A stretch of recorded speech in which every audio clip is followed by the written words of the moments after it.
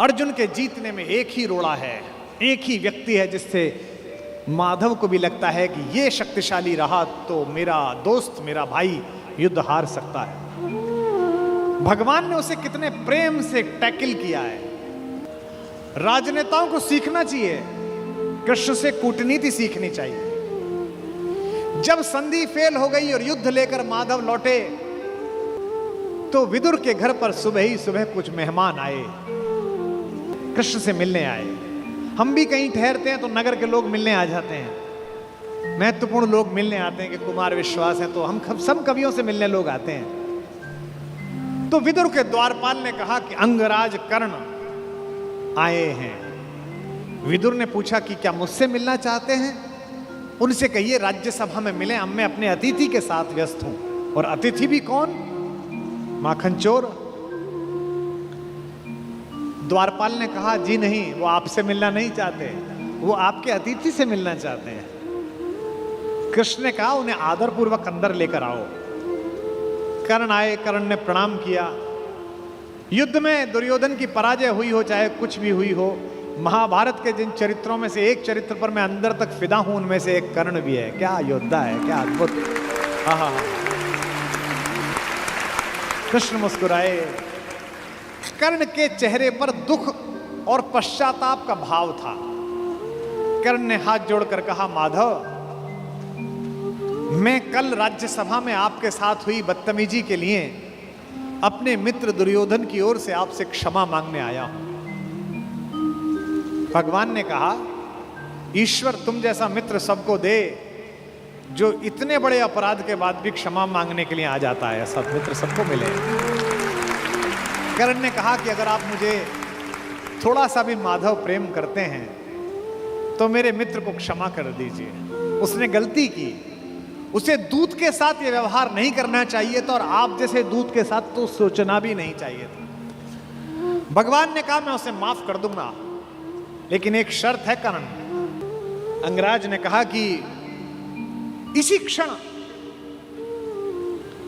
मैं आपको अंग प्रदेश का राज्य दे देता हूं, मेरा शरीर ले लीजिए पर मेरे मित्र को माफ कर दीजिए। कृष्ण ने कहा शरीर देने की इतनी उतावली में मत आओ अंगराज, समय तय हो चुका है, सबको देना पड़ेगा, तुमको भी देना पड़ेगा, सबका तय है। कर सकते हो तो इतना करो, अब मैं वापस पांडवों के पास जा रहा हूं, हस्तिनापुर की सीमा तक मुझे छोड़ के आओ। उसने कहा इससे बड़ा सौभाग्य का होगा कि मैं आपको छोड़ने चलूं?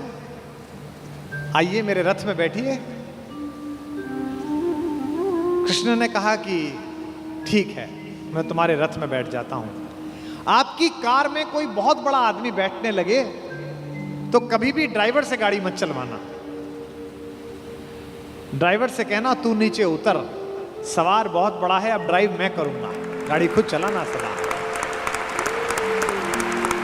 कर्ण ने अपने चालक से कहा कि नीचे उतर, इस रथ पर त्रैलोक्य का स्वामी बैठने वाला है, ड्राइव मैं करूंगा। और कर्ण तो ड्राइवर का ही लड़का है, सूत पुत्र है, उसको तो आता ही है रथ चलाना, और रथ चालक का बेटा है। कर्ण रथ चलाने लगा। भगवान पीछे से उतरकर कर्ण के पास आकर बैठ गए और थोड़ी देर बाद उसका रथ छोड़कर उसे अपने रथ पर बिठा लिया। वहां भी वही रथ चलाने लगा। अब भगवान ने उससे बातचीत शुरू की। देखिए कितने बड़े कूटनीतिज्ञ हैं ये कन्हैया, दिखते भोले हैं लेकिन परम चालू। इनको पता था कि एक ये आदमी है जो फजीता करेगा, इसका मनोबल तोड़ो। पहली बार कर्ण को यह पता चला जो भेद उन्होंने बताया। हरि बड़े प्रेम से कर धर कर ले चढ़े उसे अपने रथ पर। रथ चला परस्पर बात चली, शमदम की टेढ़ी घात चली। शीतल हो हरि ने कहा हाय, अब शेष नहीं कोई उपाय। कर्ण अब कुछ बचा नहीं, हो विवश हमें धनु धरना है। अब तो हमें यह धनुष उठाना पड़ेगा, क्षत्रिय समूह को मरना है। मैंने कितना कुछ कहा नहीं, विषबाण कहां तक सहा नहीं, पर दुर्योधन मतवाला है, कुछ नहीं समझने वाला है। चाहिए उसे बस रण केवल, सारी धरती की मरण केवल। ये जो अहंकार है कि मैं कुछ नहीं दूंगा, क्या बोला दुर्योधन 5 गांव माने पे? सूच्यग्रम नैव दास्यामि बुना युद्धे न केशव। हे केशव, तुम 5 गांव मांगते हो, मैं सुई की नोक के बराबर भी जमीन नहीं दूंगा। हे वीर तुम ही बोलो अकाम। बिना पार्शल हुए बोलना। कर्ण से पूछ रहे हैं क्या वस्तु बड़ी थी 5 ग्राम? 5 गांव ही तो मांगे थे, वह भी कौरव को भारी है, मत गई मूढ़ की मारी है।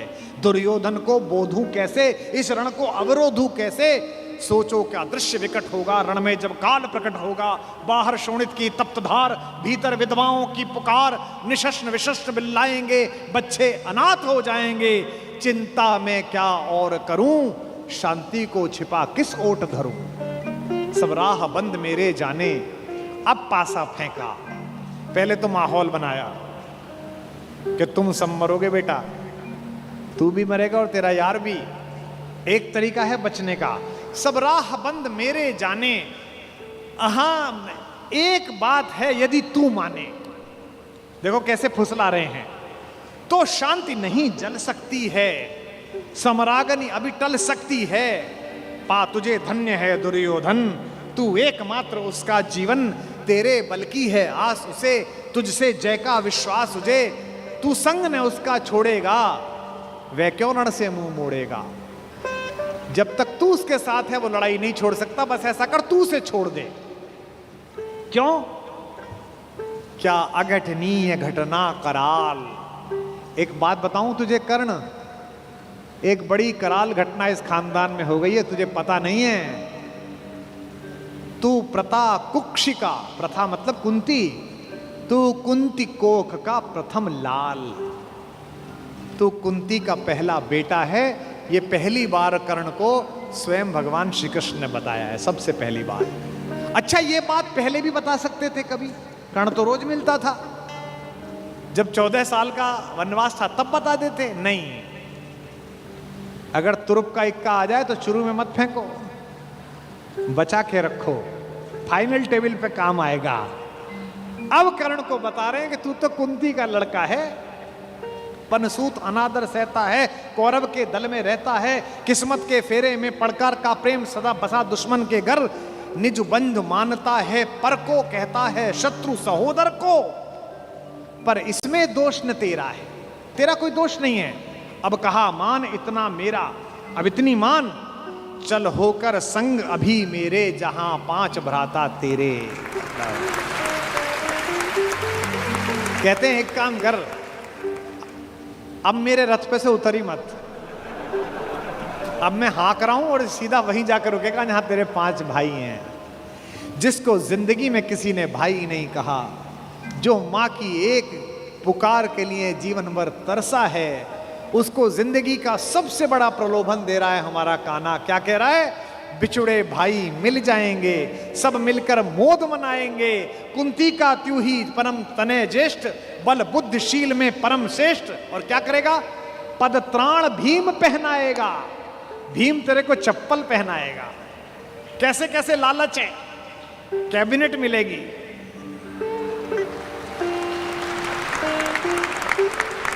और उसमें भी कोई छोटा मोटा मिनिस्टर नहीं, सीधा ही प्राइम मिनिस्टर। पद त्राण भीम पहनाएगा, हैं? धर्मादिप युधिष्ठिर चमर डुलाएगा। तेरे दरबार के बाहर कौन खड़े होंगे? पहरे पर पार्थ प्रवर होंगे। जो तेरा दुश्मन है, तेरा छोटा भाई अर्जुन, ये तो तेरा एनएसजी कमांडो बनेगा। पहरे पर पार्थ प्रहर होंगे, सहदेव नकुल अनुचर होंगे। सब लोग तुझे पहचानेंगे, असली स्वरूप को जानेंगे। खोई मणि को जब पाएगी, आखिरी दाव जो मारा है, खोई मणि को जब पाएगी, कुंती फूली न समाएगी।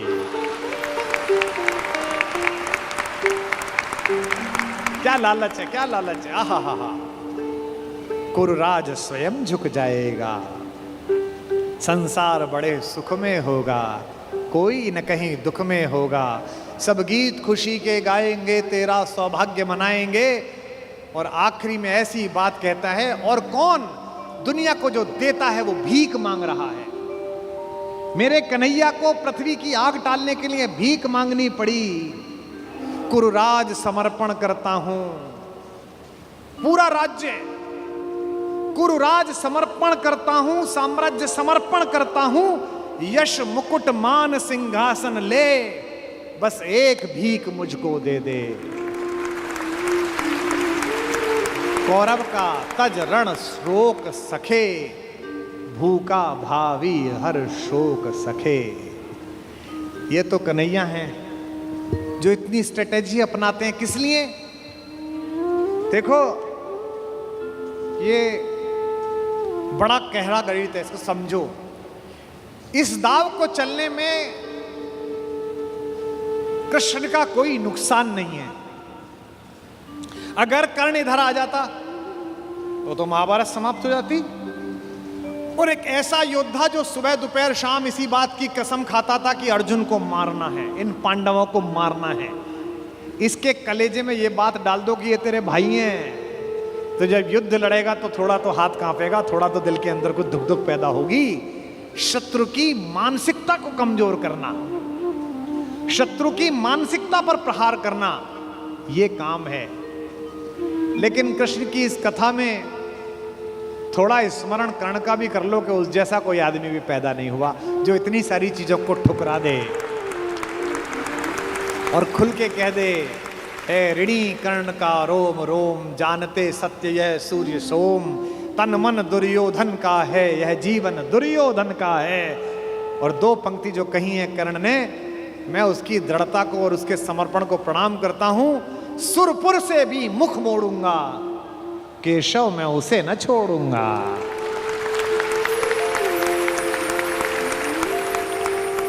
ये जो चरित्र है कृष्ण का योजना बनाने का, पहले कुंती को भेजा, जाओ बता के आओ कि तुम उसकी मां हो।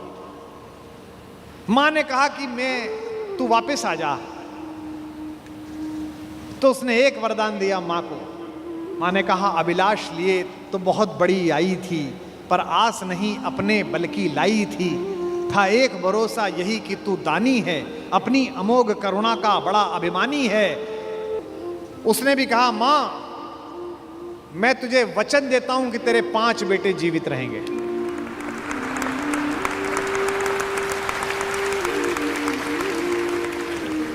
इसका मतलब है कि कर्ण ने कहा कि युद्ध के बाद 5 बेटे जीवित रहेंगे। अर्जुन के अलावा किसी पर हथियार नहीं उठाऊंगा। अर्जुन मिलेगा तो छोड़ूंगा नहीं।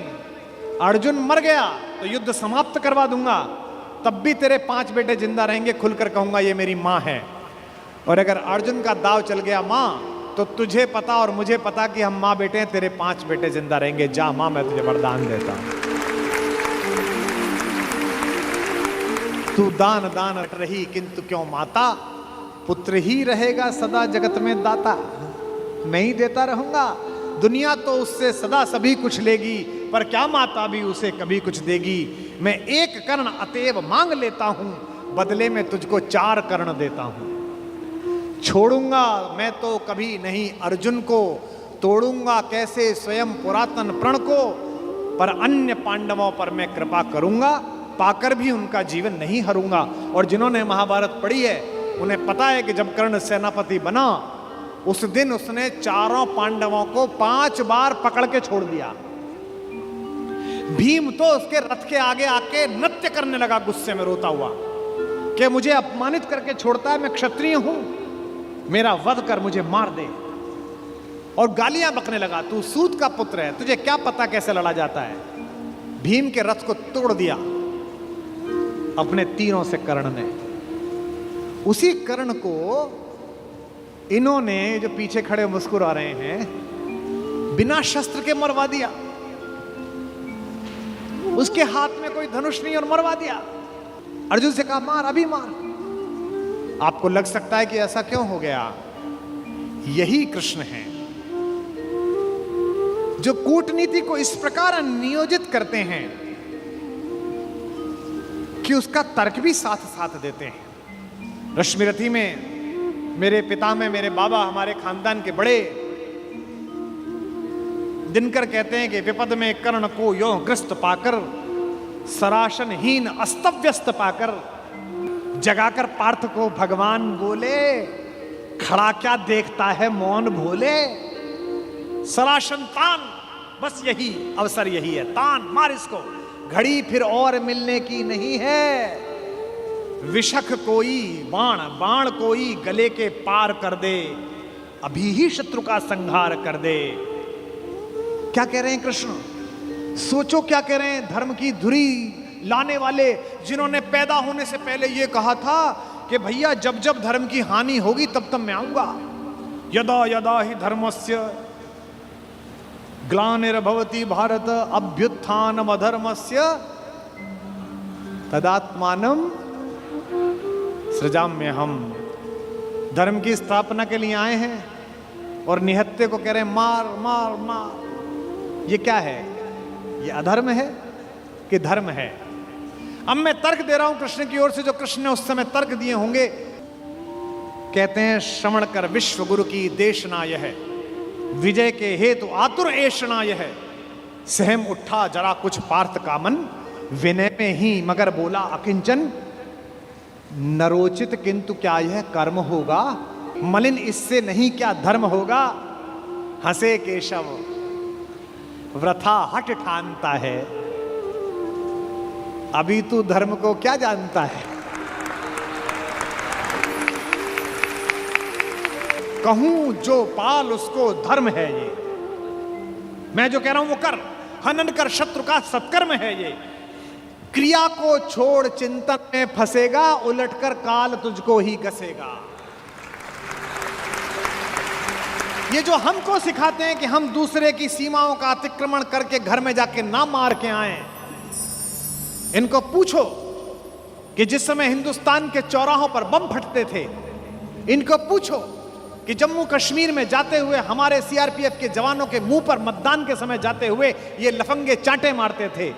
इनको पूछो कि पड़ोसी के भीख मिले हथियारों से हिंदुस्तान की मां बेटियों को आतंकित करने वाले और केसर की क्यारी में बारूद भरने वालों को सीमा के अंदर पार घुस के मारा जाए कि ना मारा जाए। देश का एक एक बच्चा कहेगा कि मारा जाए।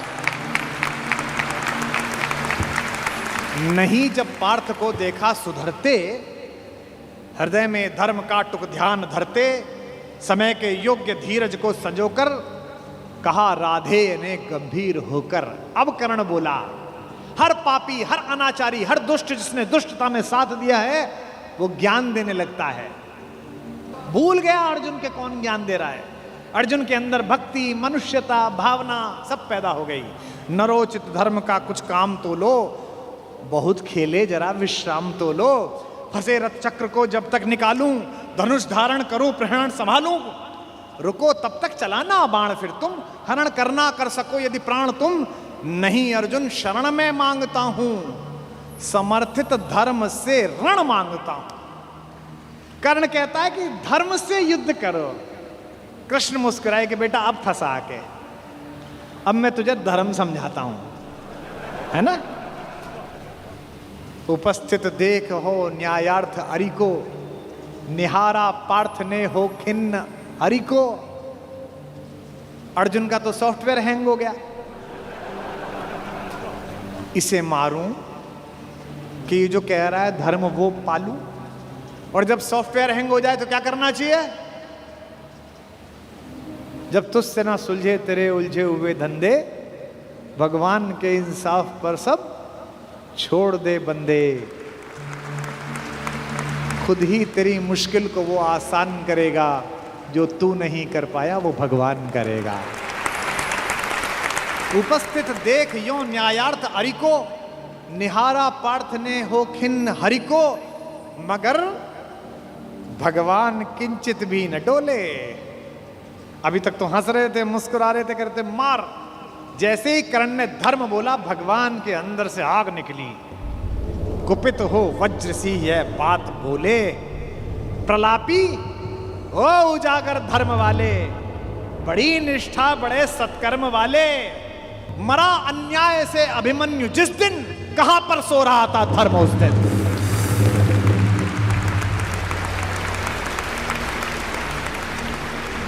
मरा अन्याय से अभिमन्यु जिस दिन, कहां पर सो रहा था धर्म उस दिन। हलाहल भीम को जिस दिन पड़ा था, कहां पर धर्म उस दिन यह धरा था। लगी थी आग जब लाक्षा भवन में, हंसा था धर्म ही क्या तब भुवन में। और एक पंक्ति, बेटे पे आ जाए, पत्नी पे आ जाए और मां पे आ जाए तो खून खौल जाता है। अर्जुन का खून खौला रहे हैं भगवान मेरे। सभा में द्रौपदी की खींच लाके, सुयोधन की उसे दासी बताकर, सुवामा जाति को आदर दिया जो, बहुत सत्कार तुम सबने किया जो। नहीं वह और कुछ सत्कर्म ही था, उजागर शील भूषित धर्म ही था।